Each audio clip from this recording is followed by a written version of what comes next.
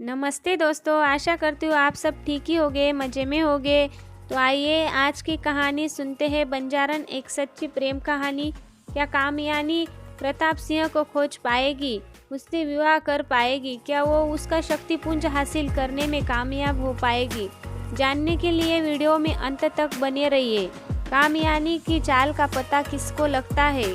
किस तरह कामयानी अपनी चाल में कामयाब होती है या फिर रोशनी उसे नाकामयाब कर देगी? जानने के लिए वीडियो में अंत तक बने रहिए।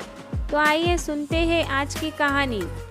तो रोशनी ने तो कामयानी के तहखाने में तड़पते हुए अपनी जान दे दी थी, लेकिन इन सब से बेखबर ठाकुर प्रताप सिंह जंगलों में हर जगह रोशनी को ढूंढते हुए फिर रहे थे।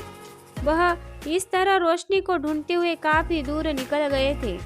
उसे ना अपने खाने पीने का होश था, ना ही और चीजों का। वो पागलों की तरह रोशनी का नाम लेकर चिल्लाते हुए उसे ढूंढ रहे थे। उसकी हालत काफी दयनीय हो गई थी। वह दिन रात रोशनी के बारे में ही सोचा करता था। एक दिन थके हारे से जब उसके कदमों में जान नहीं रही, वो एक जगह बैठ गए। वह रोशनी को ही याद कर रहे थे। तभी अचानक से सीने में जोर का दर्द उठा। दर्द इतना असहनीय था कि कुछ ही देर में ठाकुर प्रताप सिंह ने रोशनी का नाम लेते हुए अपने प्राण त्याग दिए। उसका घोड़ा जो था तो एक जानवर ही, लेकिन ठाकुर प्रताप सिंह से बड़ा प्रेम रखता था। उसने जब ठाकुर प्रताप सिंह की लाश को देखा तो अपने आंसू ना रोक सका। वह उसके पास खड़ा होकर आंसू बहाता रहा। कुछ ही देर में वह कुछ भील हाथ में तीर कमान लिए हुए आ गए। जब उन्होंने एक घोड़े को खड़ा देखा तो किसी अनहोनी की आशंका में उन लोगों ने तीर कमान तान दिए, लेकिन घोड़े की तरफ जब कोई हलचल नहीं हुई तब वो धीरे धीरे दबे कदमों से वहां आए। उन्होंने जब ठाकुर प्रताप सिंह को देखा तो वे लोग उसके पास आए और उसे देखने लगे। वे लोग समझ चुके थे कि यह मर चुका है। यह देखकर उन भील लोगों ने ठाकुर प्रताप सिंह की लाश को उठाया और उस घोड़े के साथ उसे अपने कबीले में ले आए। उन्हें समझ नहीं आ रहा था कि वह कौन है और यह जंगल में क्या कर रहा है। उन लोगों ने आपस में विचार किया कि लाश को इस तरह ज्यादा देर रखना नहीं चाहिए, दिन भी ढलने को है। यह सोचते हुए उन लोगों ने अपने विधि विधान से ठाकुर प्रताप सिंह का अंतिम संस्कार कर दिया। अपने पिछले जन्म की तरह इस बार भी अपनी अधूरी प्रेम कहानी को अधूरी छोड़कर रोशनी और ठाकुर प्रताप सिंह ने अपनी जान दे दी। वही इन सब से बेखबर कालंद्री यानी कामयानी ठाकुर सिंह के लौटने का बेसब्री से इंतजार कर रही थी, लेकिन ठाकुर प्रताप सिंह की कोई खबर नहीं मिली थी। वही ठाकुर अभय सिंह की पत्नी शैलजा ने एक बार फिर से अपने एक पुत्र को जन्म दिया। धीरे धीरे दिन गुजर रहे थे, लेकिन ठाकुर प्रताप सिंह के बारे में कुछ भी पता ना चला। अब कामयानी के पिता को कामयानी की चिंता होने लगी।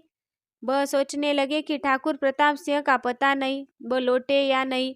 उसने एक दिन ठाकुर यशवंत सिंह से कहा कि वह अपनी बेटी कामयानी को वापस ले जाना चाहते हैं।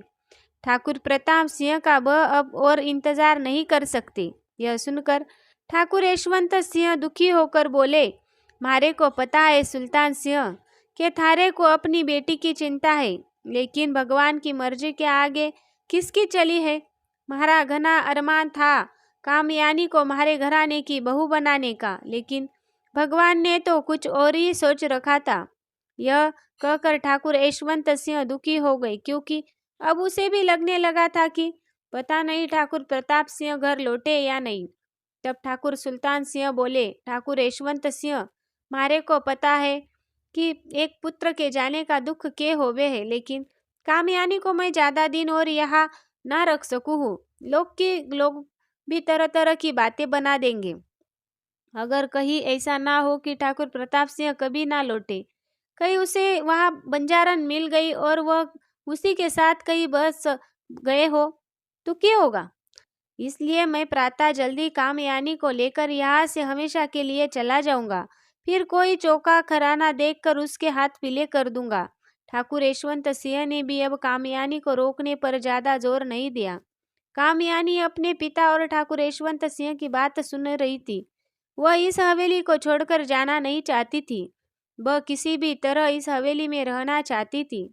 वह सोचने लगी कि अगर वह इस हवेली को छोड़कर चली जाएगी तो फिर कभी भी यहाँ लौटकर नहीं आएगी और अपने मकसद को पूरा नहीं कर पाएगी। अगर उसे अपने मकसद को पूरा करना है तो इस हवेली में रुकना ही होगा। जब तक के लिए रुकना होगा जब तक ठाकुर प्रताप सिंह वापस नहीं लौट आते। अगर ठाकुर प्रताप सिंह उससे विवाह नहीं करेंगे तब भी वह किसी भी तरह ठाकुर प्रताप सिंह से वह दिव्य ज्योति पुंज हासिल करके ही रहेगी। लेकिन बस इस हवेली में रुके तो कैसे रुके, उसे कुछ समझ में नहीं आ रहा था। लेकिन वह जानती थी कि वह अपने तंत्र मंत्र से हवेली के लोगों को तो अपने वश में कर लेगी, लेकिन आखिर कब तक? एक ना एक दिन तो उसे इस हवेली को छोड़कर जाना ही पड़ेगा।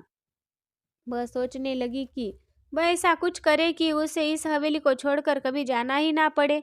तभी उसके दिमाग में एक विचार आया जिसे सोचकर वह मुस्कुराने लगी।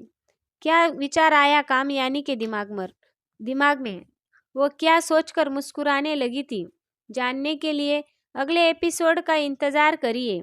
कल अगले एपिसोड आपके लिए मैं लेकर आऊँगी। प्लीज़ आपको ये कहानी कैसी लगी कमेंट करके बताइए। प्लीज़ अच्छे कमेंट करिए ताकि मेरा भी हौसला बढ़े। आपके कमेंट का मुझे बहुत ही बेसब्री से इंतज़ार है। प्लीज़ इस मेरी मेहनत को धन्यवाद दीजिए।